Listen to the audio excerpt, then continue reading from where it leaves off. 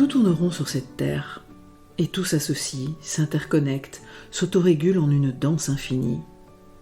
Tout, sauf notre culture, linéaire, cloisonnée, analytique et compétitive. Mais cette culture soutient-elle la vie, la paix, la justice, l'amour ? Et si la réponse est non, alors changeons-la. Bienvenue dans le podcast Tout tourne rond sur cette terre, le podcast qui invite à nous inspirer du vivant pour changer de culture.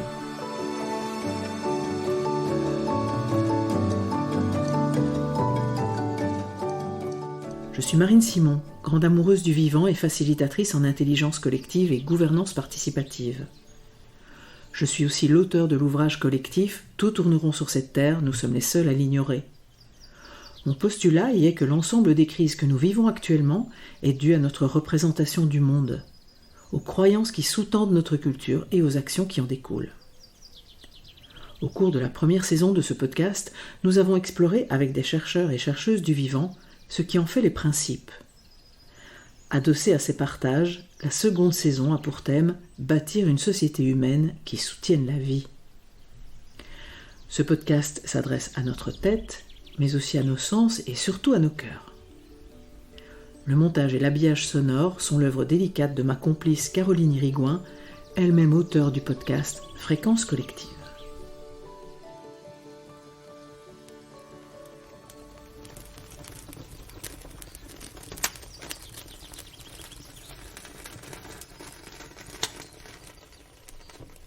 Autour du feu, un grand-père amérindien raconte aux enfants rassemblés là l'histoire de deux loups. Des deux loups vivant au fond de chacun et de chacune d'entre nous et se livrant bataille. Le premier est le loup de la sérénité, de l'amour, de la joie, de la gentillesse. Le second, celui de la peur, de l'avidité, de la colère, de la haine. Et ils se battent sans discontinuer. Un enfant questionne « Grand-père, lequel des deux loups va gagner ?»« Celui que l'on nourrit », répond le vieil homme.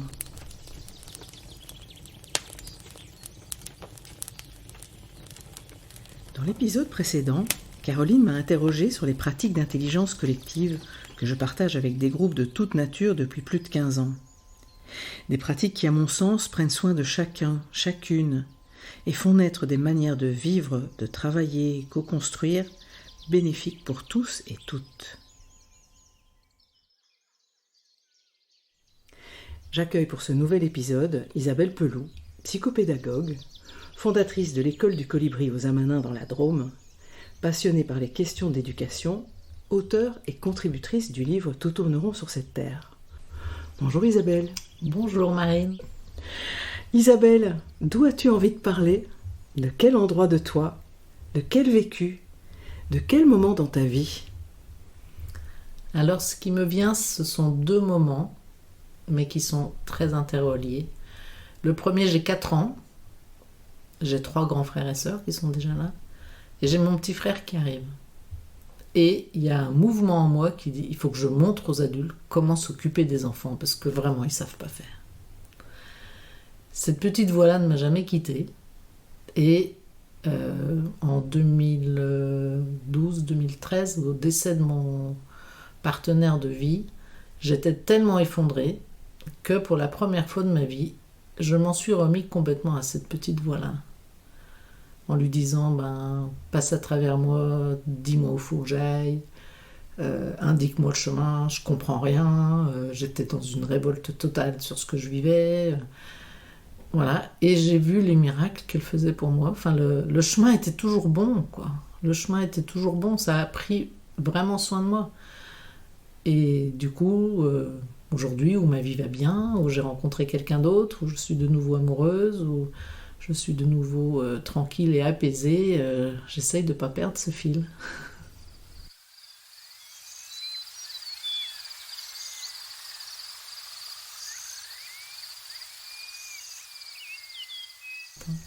De cette petite voix intérieure qui sait ce qui est bon et juste pour toi, n'importe quel moment, et qui était là toute petite en fait. Ben oui, et je pense que l'enfant est très en contact avec cette petite voix. C'est pour ça que j'ai toujours tellement aimé travailler avec les enfants, parce que ça me ressourçait, ça me ramenait à cet essentiel.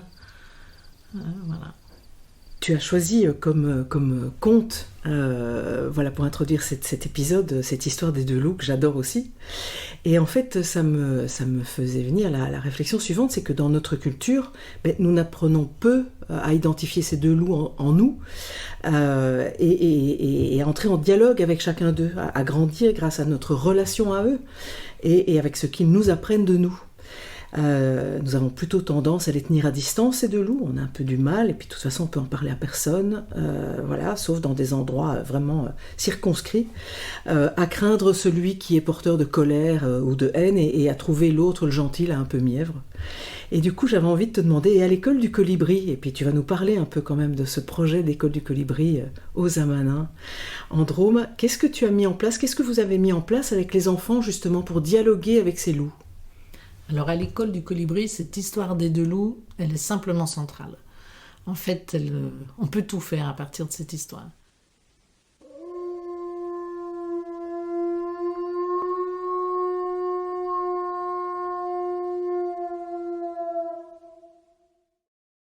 Où est-ce qu'elle nous a emmenés? En premier, je crois que cette histoire, quand je l'ai entendue, m'a fait penser à ma responsabilité d'adulte de toujours rappeler aux enfants qu'à l'intérieur d'eux, il y a les deux loups. Parce que je rencontrais des enfants qui ne croyaient qu'ils avaient qu'un loup. Et c'était le mauvais loup. Et j'étais très embêtée avec ça. Je me suis dit, mais ma mission d'enseignante, ma mission d'éducatrice, c'est de leur rappeler qu'il y a l'autre. Et de le nourrir avec eux. Et le jour où ils vont pas bien, où ils ont l'estime d'eux-mêmes qui tombe, ou la colère qui est présente, nourrir l'autre à leur place, pour qu'ils sachent qu'il est là et qu'ils apprennent eux-mêmes cette autonomie-là de nourrir. Et puis à l'école, on a fini par leur donner des noms. Donc le gentil loup s'est appelé le loup Koum et le loup en colère, le loup Pestouille. Et puis j'ai entendu les enfants en parler entre eux et finir par les opposer et se dire par exemple calme un peu ton loup Pestouille, tu devrais t'en débarrasser parce qu'il te fait vraiment faire n'importe quoi.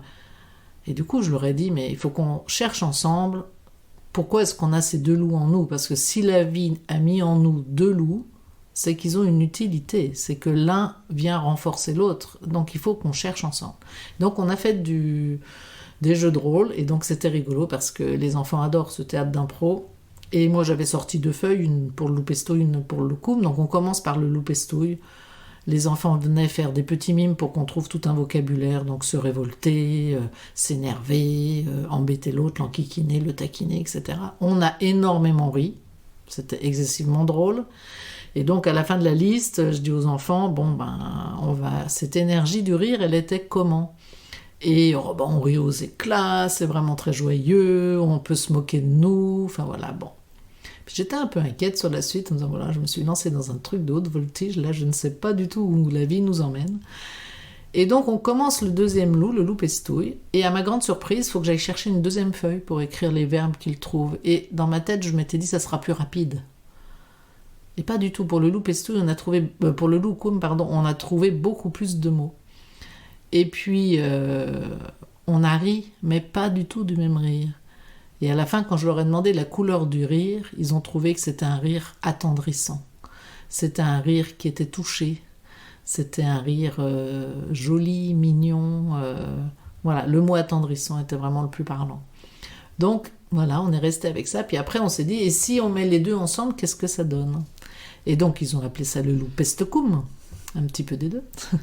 Et ce loup Peste-Koum, justement, c'est là toute notre force. C'est-à-dire que par moments dans la vie, la colère, ça va pas si elle nous emporte et si elle nous dépasse. Si elle me met hors de moi, je suis plus moi. Donc cette colère-là, elle est pas bonne. Par contre, la colère en tant que telle, c'est celle qui me permet de m'indigner. C'est celle qui me permet de dire stop, je suis pas d'accord avec ce qui se passe. Il n'est pas question que je laisse passer ça à travers moi. Il n'est pas question que je laisse passer ça dans la société. Il n'est pas question que je laisse cet enfant en souffrance. C'est injuste. Voilà. Et cette qualité d'indignation, elle est nourrie par le loup Koum et par le loup Pestouille. C'est vraiment une association des deux. C'est ce qui fait que ce loup Koum n'est pas coulant, n'est pas dégoulinant, n'est pas mièvre, n'est pas juste bien joli et bien gentil, mais inerte. Tout seul, il ne peut pas s'indigner. Il a besoin de l'autre partie de lui-même pour s'indigner. Et celui qui s'indigne a besoin de la bienveillance pour pas dériver dans quelque chose d'abusif sur l'autre. Donc c'est l'association des deux qui nous permet de tenir debout. Et ça a été pour moi... j'ai vécu la révélation en même temps que les enfants, quoi.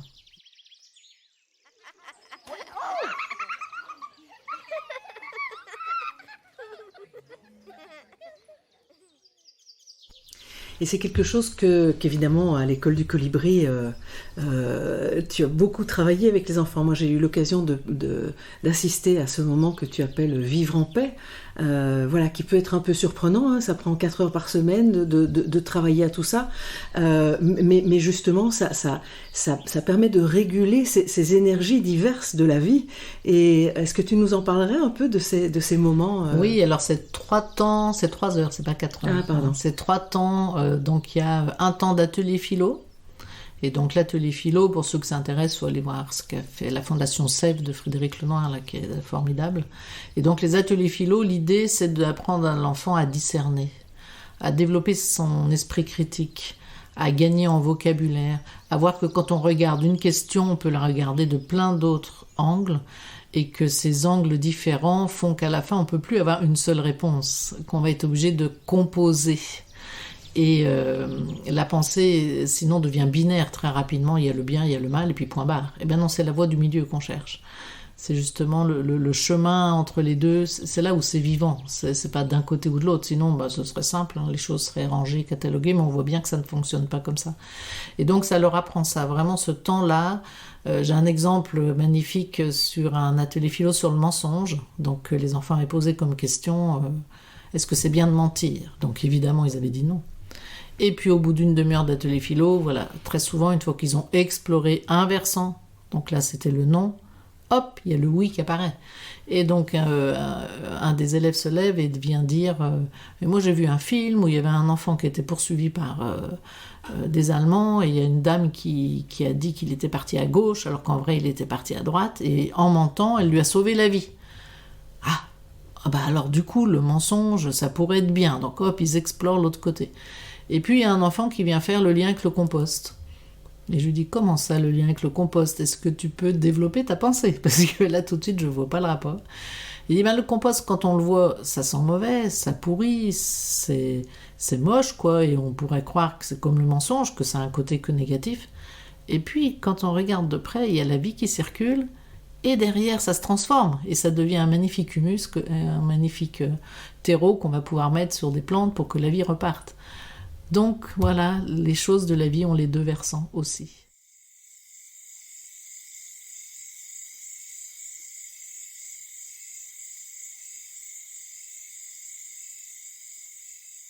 Et donc c'est ça qu'on essaye d'apprendre. Donc ça c'est le premier temps.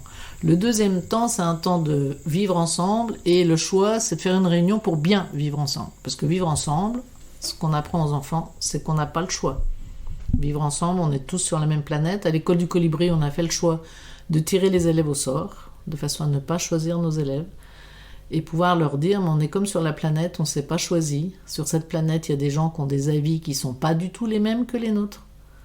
Et pourtant, il va falloir qu'on travaille à bien vivre ensemble, même si on n'est absolument pas d'accord sur ce qu'on a envie de défendre comme valeur. Donc c'est vraiment très important d'apprendre ça.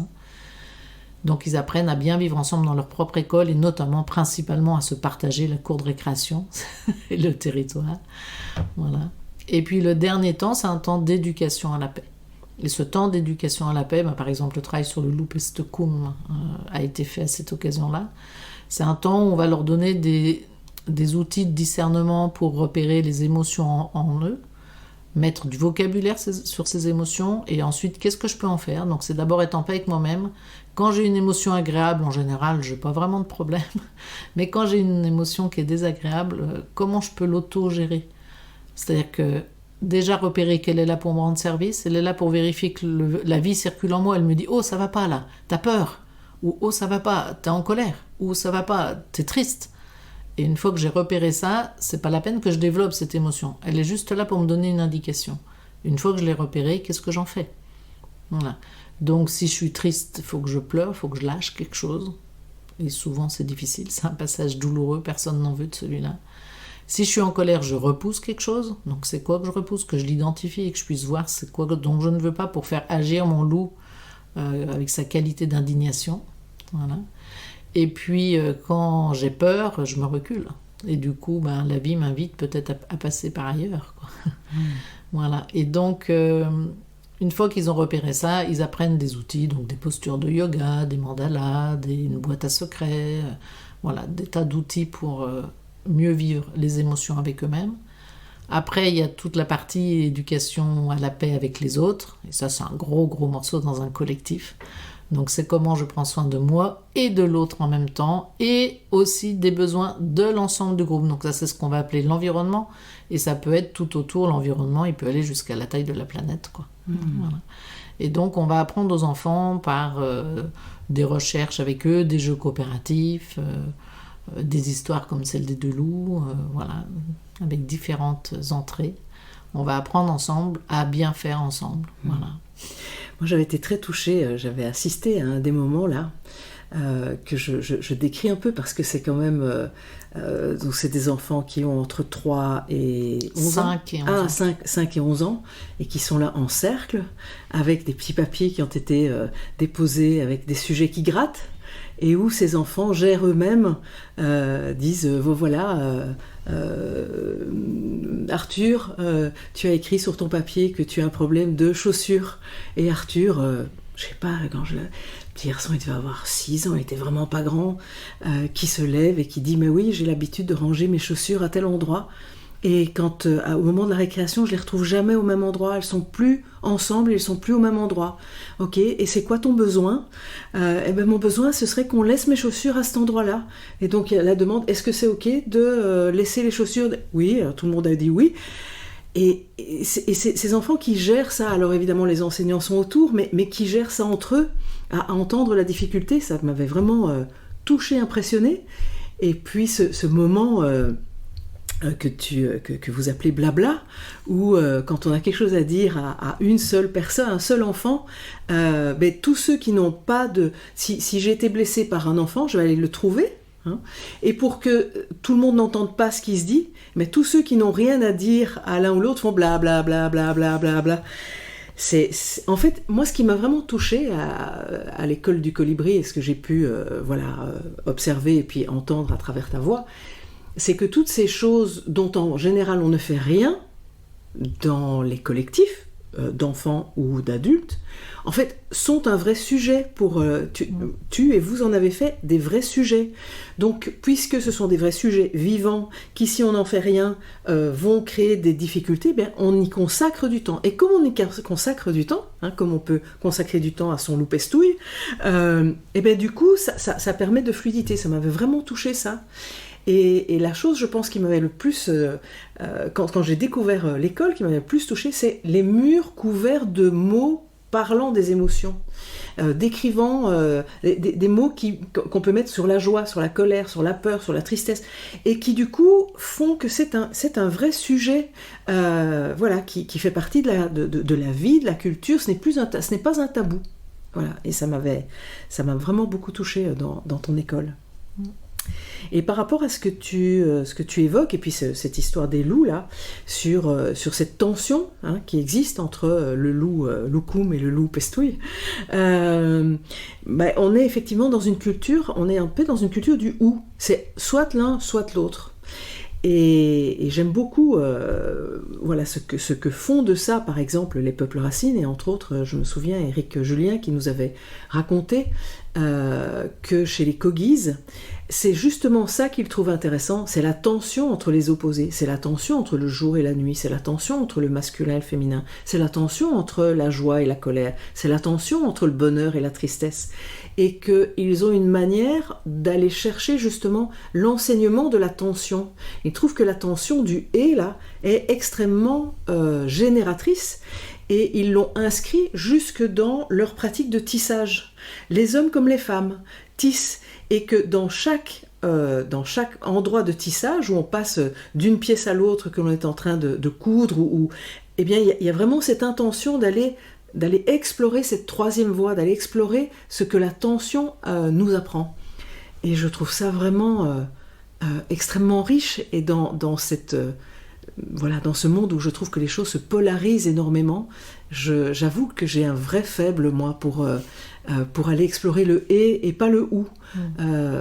Qui ne fait que cloisonner encore plus, qui ne fait que découper encore plus en petits morceaux, alors qu'en fait le vivant c'est du « et ». Il y a le jour et la nuit, il y a le chaud et le froid, il y a l'hiver et l'été, il y a la vie et la mort, et que tout ça fait un tout, qui m'est qui m'est très, très précieux. Voilà.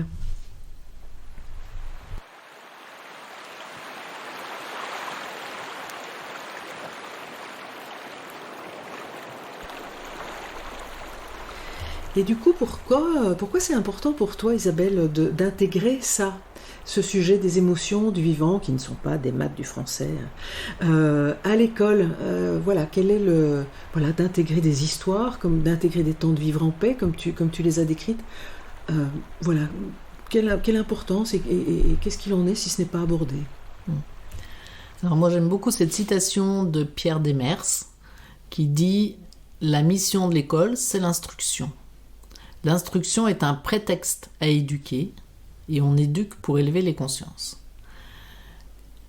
Le travail sur les émotions est inscrit aujourd'hui dans les instructions officielles, donc ça fait bien partie des choses que l'on doit aborder à l'école. Et pourquoi on doit les aborder? Parce que je ne peux pas apprendre.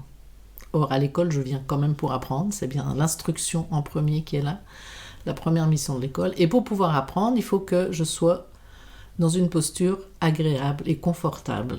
Et si je suis remplie d'émotions désagréables et inconfortables, je ne peux pas mettre mon cerveau en route pour apprendre.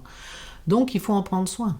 Or, dans un collectif, je vais rencontrer 1001 situations qui vont être inconfortables. Est-ce qu'on va me voir? Est-ce que je vais exister aux yeux de l'adulte? Est-ce que je vais avoir des amis? Est-ce que je vais être plus fort ou moins fort que l'autre?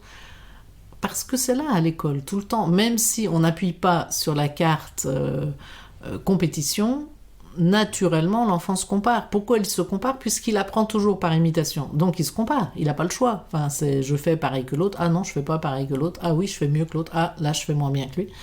Ça fait partie du processus d'apprentissage. Et les enseignants mesurent souvent assez peu à quel point l'estime de soi est la base même du démarrage de l'apprentissage. Nous on appelle ça, on la compare souvent à une pile d'énergie. Et si ma pile, elle n'est pas pleine, je ne vais pas prendre le risque d'apprendre. Parce que prendre le risque d'apprendre, c'est prendre le risque de ne pas y arriver. Et ça, c'est super difficile. Et vous, comme adulte, j'ai envie de vous dire, remettez-vous en situation d'apprentissage, amusez-vous à aller apprendre un nouveau sport ou un jeu de société que vous ne connaissez pas, et vous allez voir comment vous faites. Au bout de 2 ou 3 parties où on n'y arrive pas, bon, comme c'est inconfortable, notre système autonome nerveux met en place son système de protection pour déclarer « bon, ça m'intéresse pas, finalement ce jeu n'est vraiment pas intéressant, je vous laisse, bon, j'ai un peu mal à la tête », enfin voilà, on trouve 1001 excuses pour fuir. Hein, ou sinon on peut attaquer aussi si on veut, mais en général on fuit avec une mauvaise foi magnifique et on se trouve des excuses, oh bah c'est trop tard, ça coûte trop cher, enfin voilà, on trouve 1001 excuses pour pouvoir sortir de ça. Mais à l'école, l'enfant, on lui demande pas de partir, on lui dit de rester, de recommencer. Voilà, et donc à nous de prendre soin de ça, de se rappeler comme c'est douloureux quand on n'y arrive pas, de se rappeler comme ça peut vraiment venir remuer une zone de nous en insécurité et il faut qu'on en prenne soin, quoi.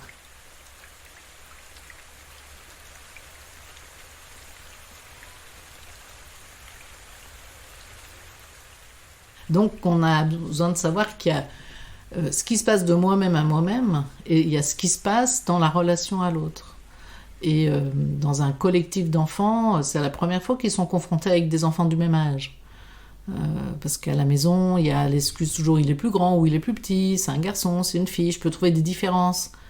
Mais là, tout d'un coup, je suis avec 5 ou 6 enfants du même âge, pour ce qui concerne l'école du Colibri, ou 7 ou 8, et dans d'autres classes, c'est 25 du même âge. Et tout d'un coup, mais alors du coup, je me distingue comment? Et dans cette masse, est-ce qu'on va me voir? Je raconte très souvent l'histoire de la fève. Imaginez un enfant de 5 ans qui arrive à l'école et depuis qu'il est né, chaque fois qu'il tire les rois, c'est extraordinaire. Hein. Chez ses grands-parents, il a la fève. Chez sa tante, il a la fève. Chez ses parents, il a la fève. Et puis il arrive à l'école avec 25 autres copains et il n'a pas la fève. Et là, c'est juste, mais c'est quoi le collectif?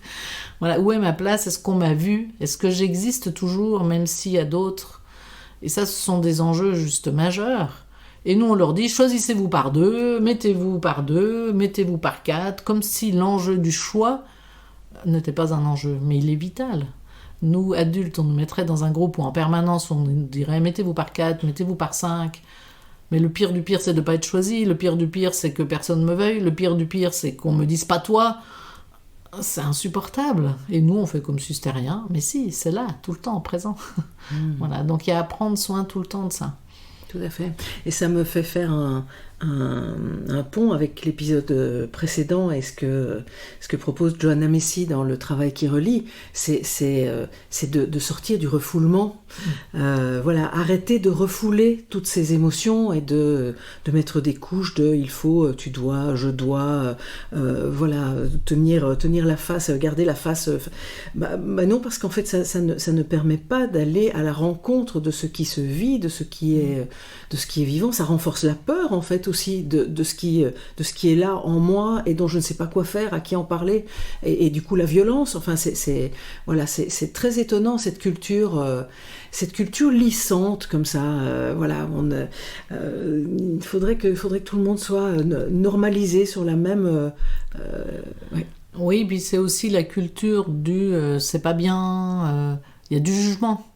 Et en fait, dès qu'on met du jugement, l'enfant il ose plus se montrer, de peur d'être jugé. Et donc le jugement, ça peut être lui qui l'a perçu sans que la personne l'ait donné. Il y a aussi l'interprétation qu'on fait des choses qui lui appartient. Mais sinon, il y a vraiment... voilà, si quand je fais une bêtise, du coup on me punit, du coup je vais apprendre à plus dire que j'ai fait ma bêtise. Comme ça, je vais pas être puni. Donc j'apprends à mentir, par exemple. Je me mets dans l'évitement.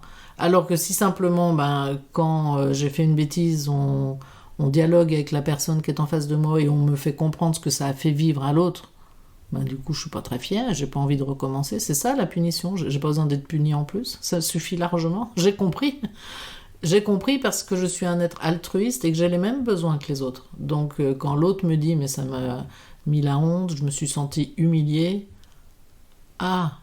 je l'ai pas dit pour ça, moi je l'ai dit pour rire. Je t'ai taquiné parce que c'était drôle, j'ai pas du tout mesuré que ça avait cet impact-là sur toi. Et du coup, l'aller-retour entre les deux enfants va leur permettre de se recaler correctement. Et là, il n'y a plus besoin de punir. Quel est l'intérêt de punir ? Voilà. Je fais vraiment une nuance très, très importante entre la punition et la sanction. Parce qu'il y a certains enfants qui ont besoin de la sanction. Alors la sanction, en tant qu'adulte, je peux vous donner l'exemple du radar. C'est limité à 80 en France, et voilà, il y en a, ils passent à 79 pour être sûr de ne pas être pris. Il y en a d'autres, ils testent 81, 82, 83, 84, 85, zut, j'ai été flashé. Voilà. Il y en a, ils ont besoin d'aller éprouver la sanction. La sanction, elle est prévue, c'est pas une surprise, c'est pas humiliant, c'est il y a des radars pour pas qu'on roule à plus de 80, on le sait. Et donc quand on le prend, on se dit merde, je me suis fait avoir. Mais on n'est pas humilié, on le savait, c'était prévu. Voilà. Et donc la sanction avec un enfant, nous on l'utilise peut-être 1 ou 2 fois par an à l'école du Colibri. C'est quand il y a un enfant, je vous donne un exemple, il est dans le coin cabane. Dans le coin cabane, nous ils ont évidemment plein de bouts de bois pour construire leur cabane. Et il y a une interdiction, comme c'est un collectif, il y a des règles qui ne sont pas les mêmes qu'à la maison, en individuel. Et donc il y a une règle qu'on n'a pas le droit de se battre avec les bâtons en faisant des épées, parce que c'est trop dangereux. Donc ça, c'est interdit. Et donc, ils connaissent la règle, et donc c'est pas la peine de les punir. Il suffit qu'on leur rappelle la règle et ils s'arrêtent. Voilà. Et puis, de temps en temps, il y en a un, il résiste à la règle. Et il recommence. Et donc là, on le prend entre quatre yeux, on dit, écoute, je suis un peu surprise, ça fait 3 fois que je te rappelle la règle. Est-ce que tu n'as pas compris la règle ? Et ils disent, si, mais bon, quand même, les bâtons pour faire des épées, c'est trop bien. Là, en plus, on joue aux mousquetaires et c'est trop génial. Et il faut être à plusieurs pour jouer aux mousquetaires et tu nous interdis, alors que là, on est à plusieurs et je peux pas le faire chez moi. Je dis, ouais, ça j'entends. Et pourtant, je vais continuer à t'interdire parce que c'est moi qui suis responsable à l'école et que je veux pas d'accident. Donc, on maintient son cap, on explique pourquoi. Et puis, s'il recommence, on l'appelle, on dit, voilà, pour nous, c'est la limite, on en a marre de te répéter toujours la même chose. Notre besoin d'adulte, c'est que tu comprennes la règle. Manifestement, on a pris le temps de te la expliquer, tu l'as comprise. Donc, je vois bien, entre le moment où tu en as envie, la pulsion, et le moment où tu passes à l'acte, on va essayer de mettre un temps pour que tu te rappelles qu'il ne faut pas passer à l'acte. Donc, pour mettre ce temps, on va mettre quelque chose de désagréable. Voilà, parce que si c'est un truc que tu gagnes un bonbon chaque fois que tu le fais, tu vas avoir envie de continuer. Donc, ça serait quoi qui serait désagréable pour toi? Alors là, en général, les enfants sont excessivement sévères, du style je voudrais te priver de récréation à vie. Je dis, bon, on va peut-être faire un truc plus simple, ça serait que tu n'aurais pas le droit d'aller au coin cabane pendant 2 jours, ça t'irait ça? Ouais, ça c'est pas mal, ça m'irait. Ça t'embêterait ça? Ah bah oui, ça quand même, ça m'embêterait. Bon, on va mettre ça comme sanction. Donc il connaît la sanction. Et là, nous, notre rôle d'éducateur à ce moment-là, c'est d'être hyper rigoureux sur poser cette sanction correctement. Lui, il a besoin de l'éprouver, donc il faut qu'il l'éprouve pour pouvoir l'intégrer pour lui-même. Ce qui fait que dès qu'on le voit reprendre un bâton, et dès qu'on le voit avoir commencé à se battre avec le bâton, on l'appelle et on lui dit « Ah, eh ben écoute, tu te rappelles, t'as pas le droit d'aller au coin cabane pendant 2 jours. » Et en général, cette justice-là vient caler chez ces enfants-là la règle. Voilà. Ils ont besoin de l'éprouver pour pouvoir s'arrêter. De même que certains d'entre nous ont besoin d'être flashés une fois pour se dire « Ah, c'est ça la règle, ok, j'ai vu où était la limite. » Et cet éprouver de la limite, il y a certains enfants, simplement en entendant parler, ça fait éprouver. Il y en a d'autres, en voyant l'autre se faire prendre, ça leur fait éprouver. Et il y en a d'autres, ils ont besoin de l'éprouver. Et qu'on ne peut pas se dire tous les enfants sont pareils face à la limite. Non, non, on n'est pas tous pareils face à la limite. Et ceux qui sont très inquiets, curieusement, sont ceux qui ont le plus besoin de l'éprouver dans leur corps, de le vivre. Et moi, en tant qu'enseignante, pourquoi je suis allée chercher en éducation à la paix? C'est parce que j'étais obsédée par trouver un moyen pour qu'il n'y ait plus de conflit. Et jusqu'au moment où j'ai compris que le conflit, c'était la vie. C'est ce que tu disais tout à l'heure sur le « et ». En fait, c'est dans cette tension-là que la vie circule. Et que du coup, c'est pas éviter le conflit. C'est le prendre en compte comme une façon d'avancer. Et voilà, dans les entreprises, parce que moi j'ai eu la chance de travailler dans une école qui était au milieu d'une entreprise, les Amanins, et que cette école, au milieu de cette entreprise-là, qui essayait des nouvelles techniques, m'a appris les règles de sociocratie, c'est celle qui anime la réunion du bien vivre ensemble, et aussi l'holacratie qui parle des tensions au lieu des conflits, et qui dit, chouette, une nouvelle tension, nous allons pouvoir encore améliorer notre façon de fonctionner ensemble. Et ça, à l'école, ça a été très porteur de dire aux enfants, bon, une difficulté, comment on va la mener? Et nous, il y a vraiment 3 questions qui sont à la base de nos réunions collectives, là, du bien vivre ensemble, ce sont toujours les mêmes. Et avec ça, je vous assure, on peut désamorcer des putschs, des putschs d'enfants qui viennent abuser de leur pouvoir, simplement par quelle est ta demande? As-tu une proposition pour répondre à cette demande? S'il n'en a pas, on va demander au groupe de faire des propositions. Et à chaque proposition, on va vérifier si cette proposition soulève ou pas une autre tension. Et tant que ça soulève une tension, on fait une autre proposition pour qu'il n'y ait plus de tension. Et à la différence des adultes, avec les enfants, ça va hyper vite. Ils sont incroyables. Ils trouvent beaucoup plus vite que nous, ils pinaillent moins. Et quand il y en a un qui pinaille, il suffit qu'on lui dise est-ce que ça te va si on teste pendant 1 semaine? Et la semaine prochaine, aux prochaines réunions de Vivre Ensemble, on en reparle. Voilà. Et dans l'équipe des Amanins, avec les adultes, j'ai un mal fou à leur faire comprendre ce process, qui est pourtant d'une grande simplicité. Mais voilà, nos intellects d'adultes bifurquent dans tous les sens. Et souvent, je leur dis, mais juste, vous avez une plénière tous les 6 mois, c'est simple, vous prenez une décision, vous la testez 6 mois, puis dans 6 mois, on la remet à plat, ça va pas, et la proposition, on l'aménage, et on continue. Mais on reste pas juste figé sur des belles paroles qui vont à tout le monde, mais du coup, qui sont pas assez créatrices, assez riches.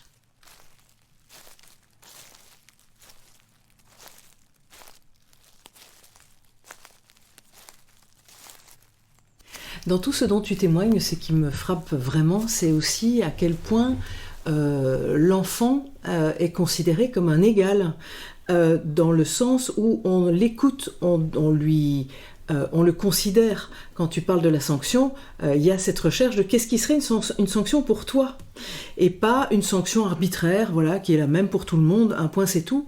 Et il y a tout le temps ce dialogue en fait avec l'enfant.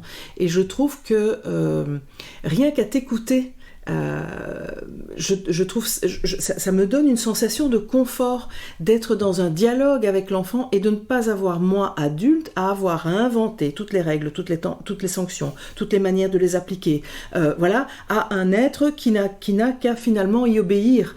Je trouve que rien que de se projeter dans cette situation, je trouve que cette posture de l'adulte supérieur ou dominant ou ayant à tout inventer, et l'enfant, on sent tout de suite que ça crée une tension et puis une fatigue, alors que là, quand tu témoignes de tout ce dont tu témoignes, il y a vraiment cette espèce de dialogue permanent. Bien sûr, l'adulte tient le cadre, mais à l'intérieur de ce cadre, il y a aussi à tester.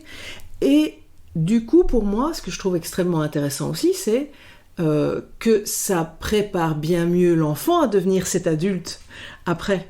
Voilà, parce que quand on est dans un système avec un enseignant, un parent qui pense qu'il doit tenir tout le temps la posture haute, à quel moment l'enfant peut être inspiré, enfin peut en tout cas se déployer et devenir et travailler son égal et travailler son adulte.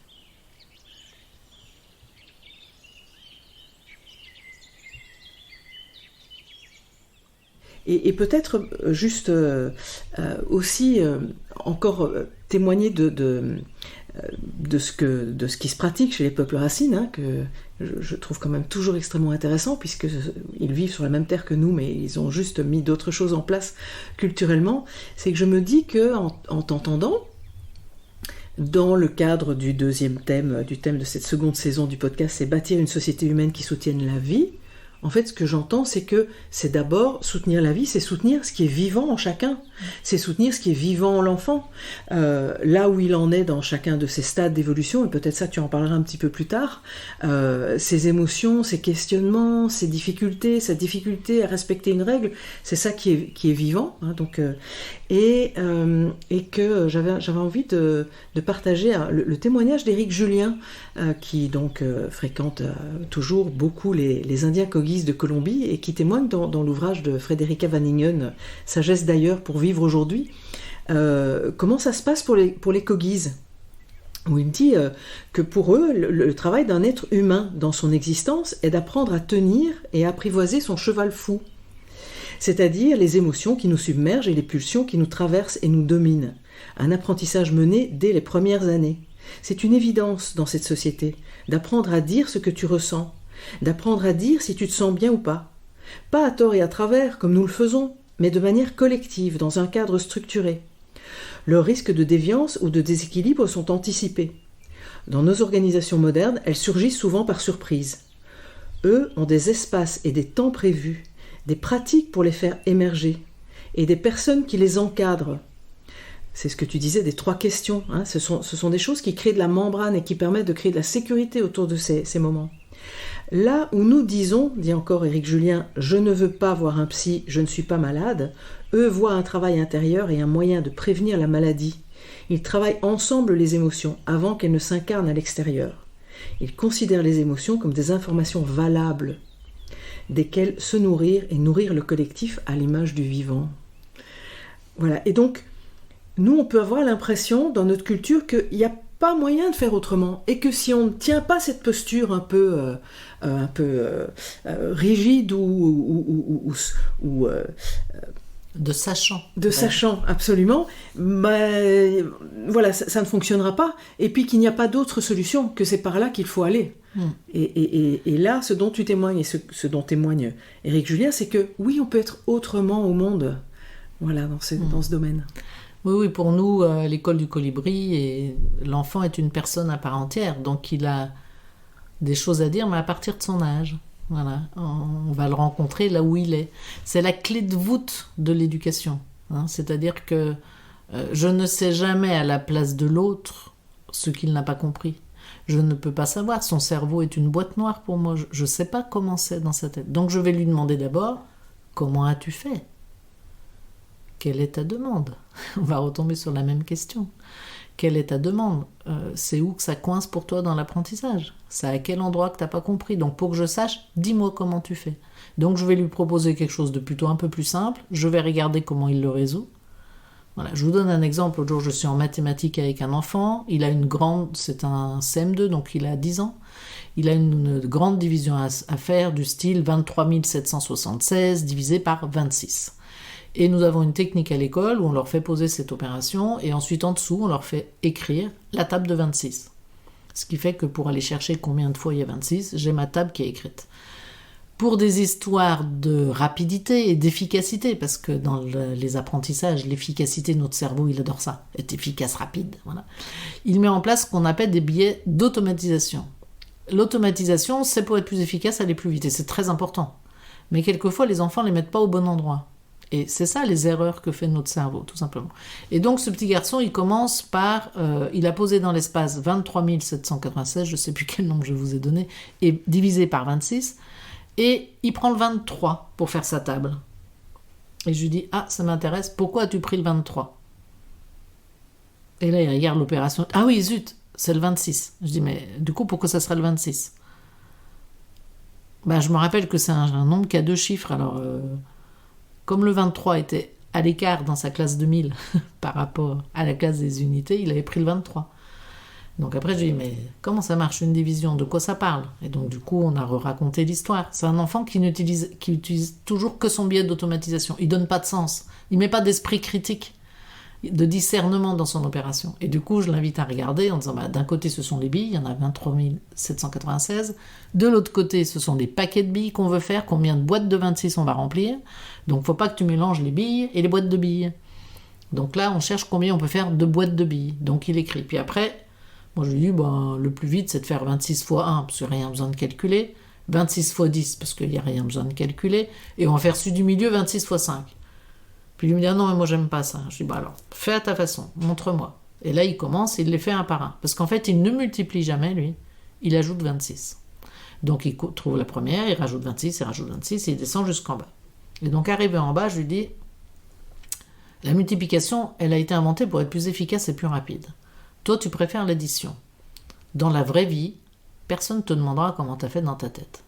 Mais là, on est à l'école et du coup, moi, je te demande comment tu fais dans ta tête. Donc, il me réexplique et je lui dis, ton système, il est bon, mais il n'est pas très efficace. Parce que tu as vu, ça t'a obligé à tout faire. Il me dit, oui, mais pour moi, c'est plus facile. Je dis, donc, c'est efficace pour toi. Ok, on continue. On continue donc le déroulé de l'opération. Et à un moment, il fait une autre erreur. Je ne me rappelle plus quelle était l'erreur. Et là, on revient à son calcul et effectivement... En calculant de tête, il fait tellement d'opérations successives qu'il se trompe. Et donc je lui remontre la technique de la multiplication en disant, mais si on doit faire 26 fois 5 et qu'on fait 26 plus 26 plus 26 plus 26 plus 26, on a plus de chances de se tromper que si on fait 5 fois 26. Et là, tu vois son cerveau qui commence à s'éclairer. Ah ouais, ça vaut peut-être le coup quand même. Parce que je lui dis, mais est-ce que par hasard, tu as eu du mal à prendre tes tables de multiplication ? Non, je les sais très bien. Voilà. Et donc, repasser par l'esprit critique pour déconstruire les automatismes qui ne sont pas au bon endroit. Et ça, je ne peux le savoir que quand je suis à l'écoute de l'enfant. Donc, je dois me mettre à sa hauteur. C'est ça mon travail d'enseignant. C'est de me mettre là où il est lui. Et de toute façon, je peux toujours partir d'ailleurs. S'il n'y est pas, c'est comme si je lui disais de se mettre dans des starting blocks, mais il n'est pas au bon endroit. Donc, il partira jamais. Donc, je dois tout le temps m'adapter. Voilà. Et quand les enseignants me disent, mais c'est impossible de personnaliser avec chaque enfant. Non, c'est le contraire, c'est impossible de leur faire la même chose au même moment, en fait, c'est pas possible que ça marche. Donc on peut bien donner la même consigne, mais ensuite, en tant qu'enseignant, il faudra savoir qu'elle n'a pas été entendue au même endroit par les 25, et que du coup, il y a ceux qui vont y arriver tout seuls, qui peuvent du coup coopérer avec ceux qui n'y arrivent pas, en faisant le même travail, c'est-à-dire que c'est eux qui vont se mettre à la hauteur de l'autre, sans leur donner la réponse. Mais je vais te dire, si tu veux, comment j'ai fait dans ma tête, et toi, tu vas me montrer comment tu as fait dans ta tête. Et à partir de là, on va chercher ensemble une façon de fonctionner qui te va. Tu vas pouvoir apprendre par imitation de mon modèle intellectuel. Et donc, c'est ça qu'on va transmettre.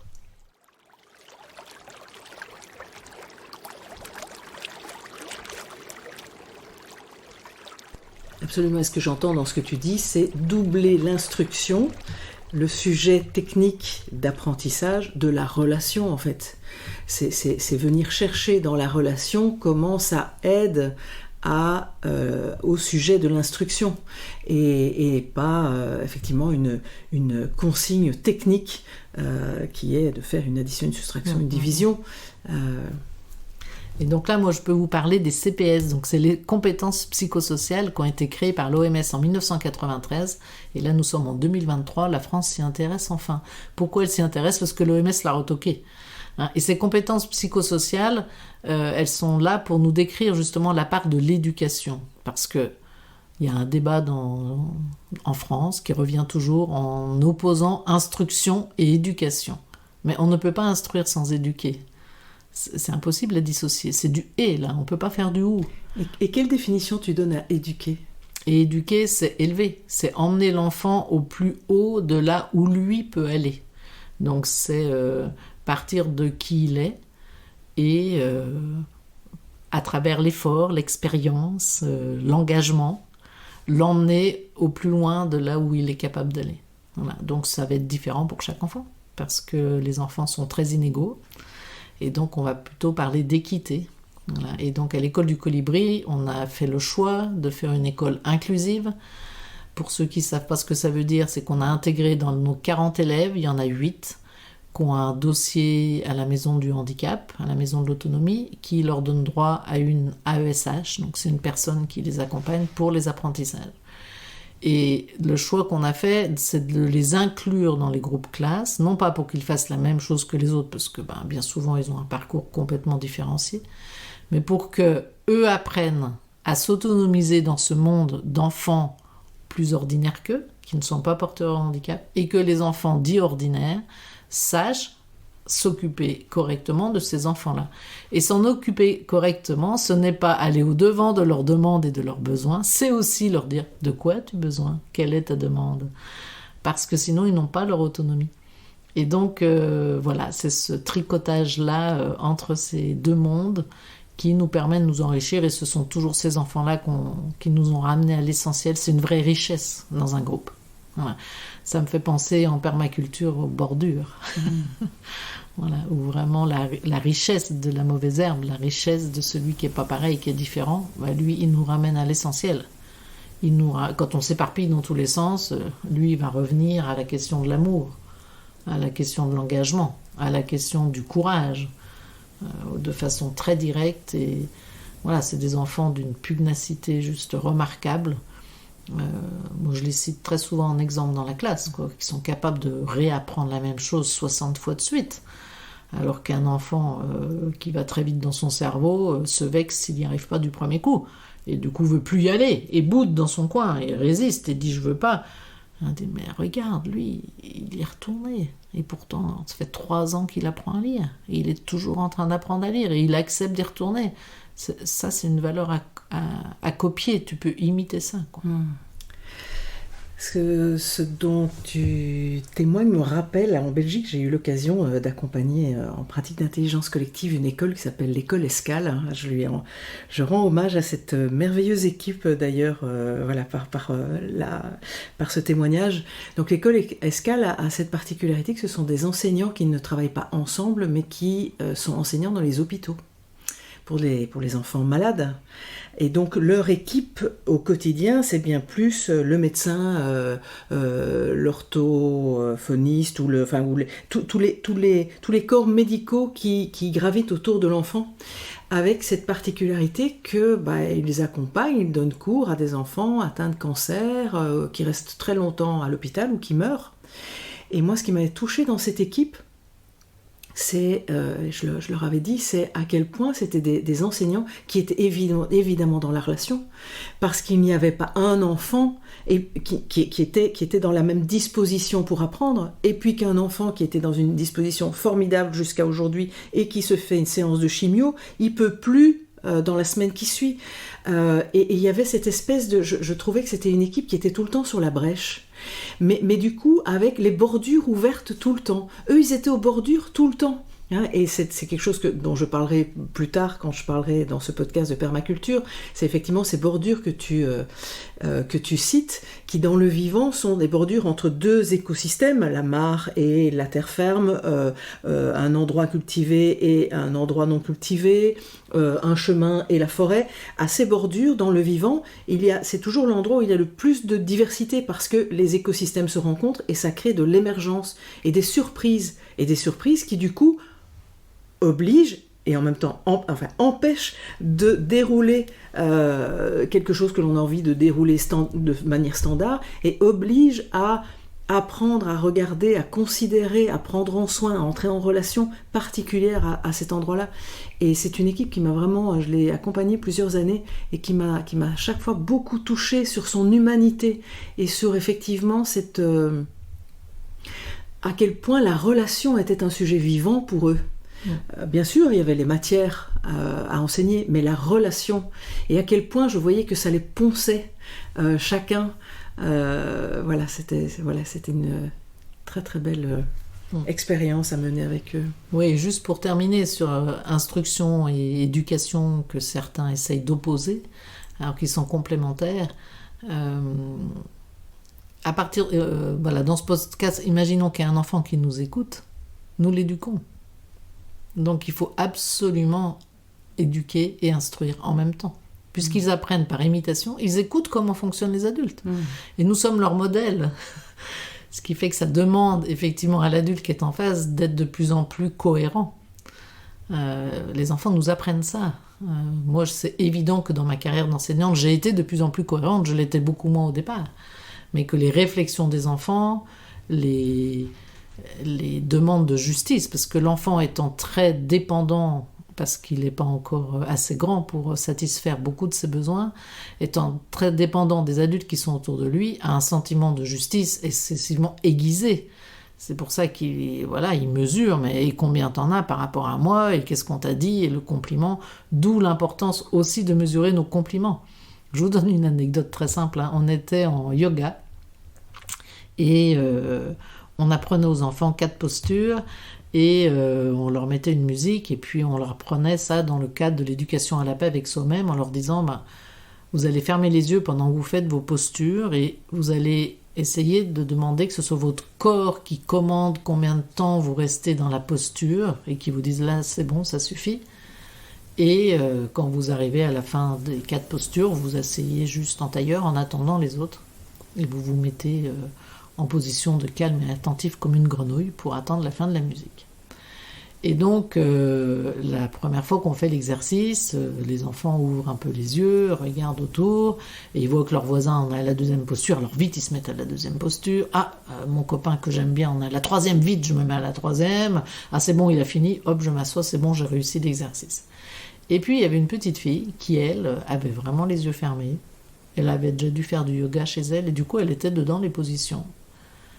Et du coup, quand tout le monde était assis, elle était encore dans la 4e position, sans voir que tout le monde était assis. Et à la fin, elle s'est assise. Et du coup, j'ai fait un compliment. C'est-à-dire que devant tout le monde, j'ai dit bravo, t'as vraiment tenu, j'ai vu que t'étais vraiment à l'intérieur de ton corps, c'est vraiment ce qu'on avait demandé, t'as très bien réussi. Et donc, comme j'ai fait un compliment, le lendemain matin, vous imaginez tout de suite ce qui s'est passé, tous les enfants sont allés le plus lentement possible. En espérant qu'à la fin, la maîtresse, l'adulte qui était là, celui qui donne la référence, dise que c'était lui qui avait le mieux réussi. Et donc à la fin, j'ai juste terminé en leur racontant ça. Vous voyez ce qui s'est passé aujourd'hui, c'est parce qu'hier j'ai fait un compliment.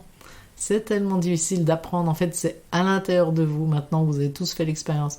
C'est personnel. Il y en a qui vont aller vite, il y en a qui vont aller doucement. Et même d'un jour à l'autre, vous n'allez pas faire la même vitesse. Donc, c'est pas important de finir le premier ou le dernier. Ce qui est important, c'est de sentir à l'intérieur. C'est ça l'exercice. Voilà. Donc, on a rétabli quel était le bon objectif.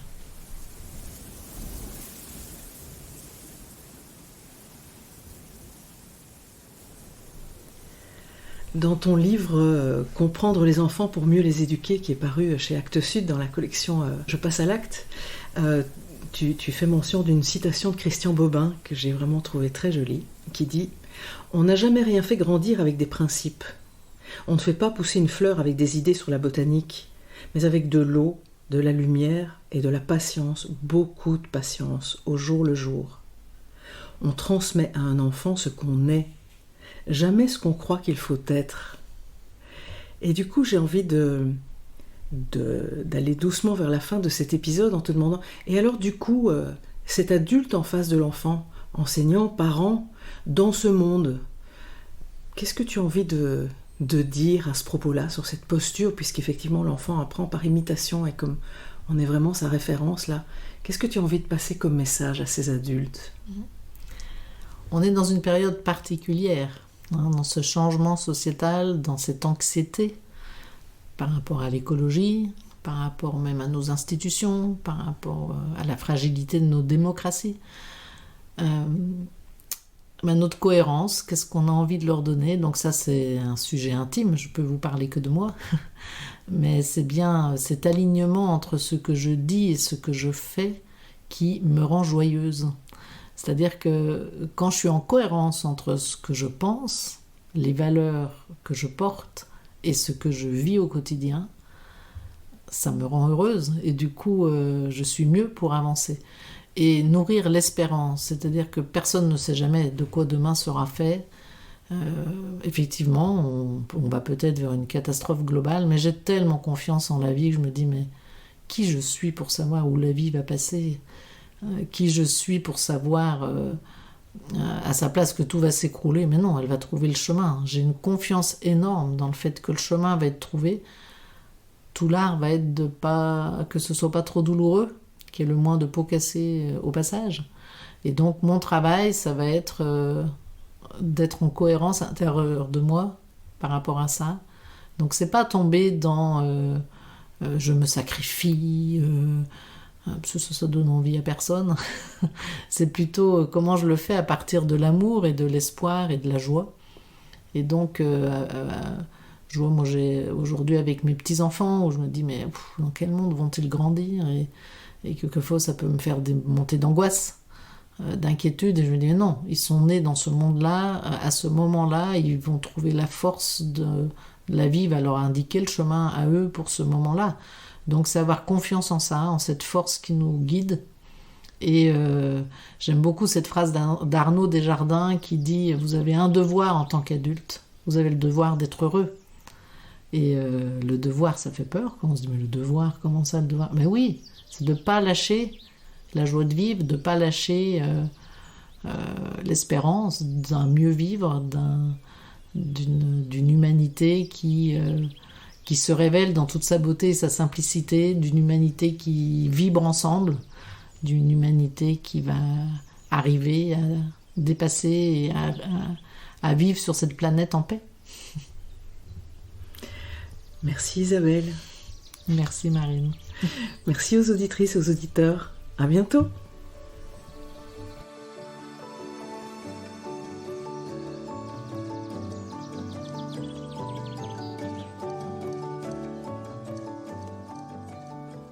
Si détricoter les fils de notre culture et commencer à tisser une trame culturelle qui soutienne la vie dans tous les domaines de nos existences vous inspire, sachez que je propose également des ateliers tout tourneront sur cette terre.